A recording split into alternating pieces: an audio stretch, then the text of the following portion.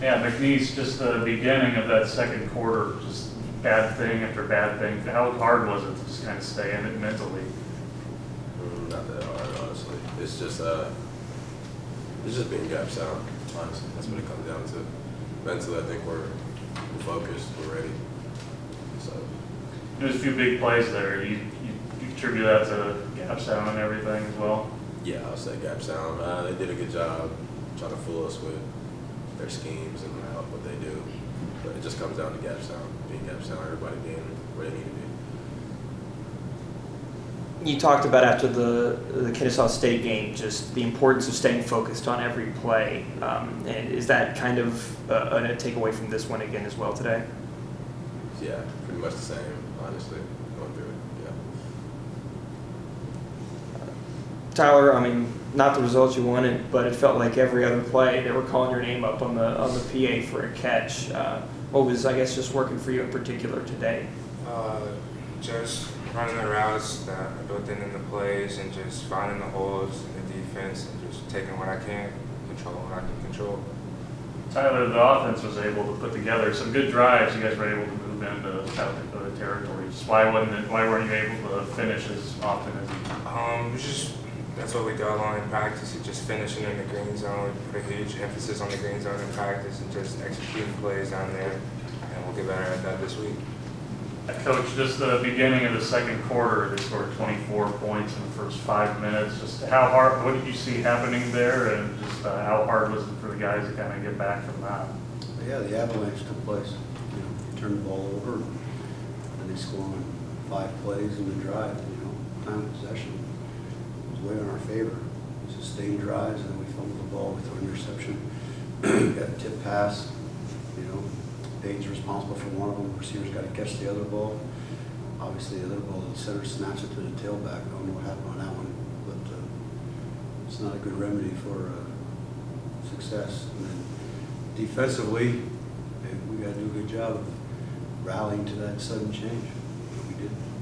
McNeece said he's noticed that the guys weren't very gap sound throughout all that. Is this something you noticed throughout? Well, when he says guys, I hope he's included himself. Yeah, they run the counter play and we're chasing tight enough and spilling it out to the outside guy, creating seams and stuff. So I think they did a nice job second half correcting it at halftime, getting our chases down the way they're supposed to be.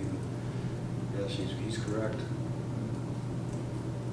For some of the younger guys on the team, I mean, now through the second week of Valley play, for them it's preached a bit how tough this conference can be. Say the last sentence I hear. I mean, how tough this Valley can be for some of the younger guys. They get that Western Illinois, this kind of maybe a wake up for some of them that it's the talent level in this valley runs very deep. Well, you're right on what you're saying. As far as the young guys, I don't think they're aware of it yet. They went and played a heck of a game last week.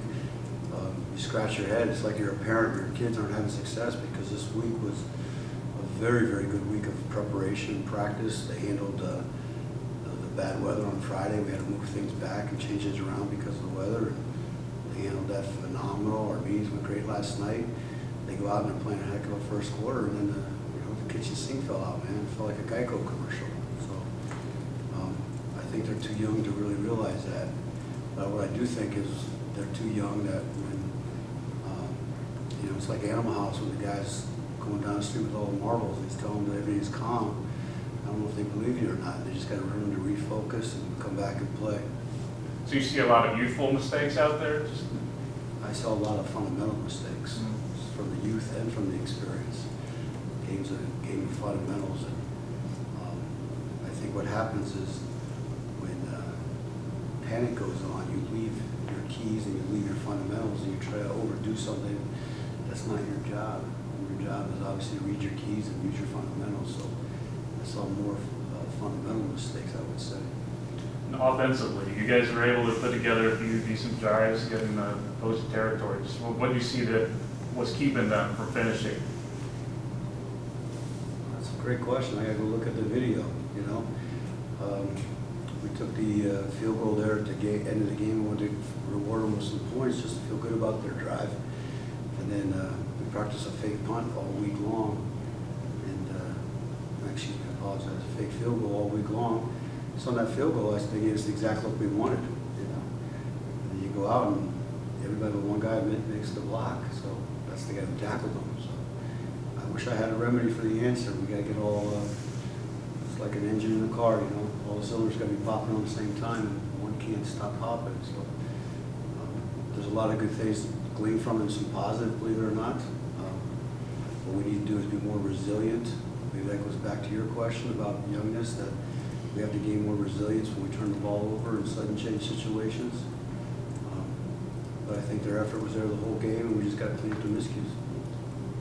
You talk about positives from this game.